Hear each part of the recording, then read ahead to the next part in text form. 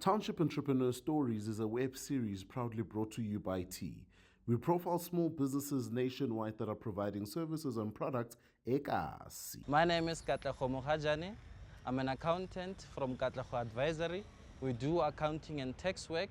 We started operating in October last year, 2023.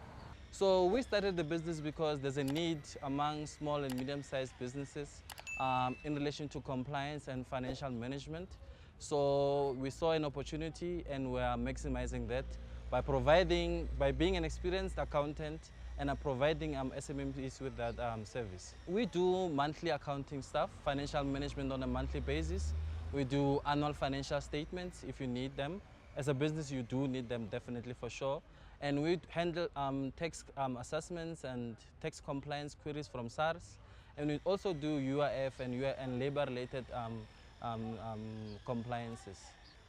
The most unique thing about us is we capacitate SMEs to have a financial reporting framework that works for their business. So we not only provide outsourced accounting services, but we build up financial reporting services from the ground up until you're big enough to have your own accountant.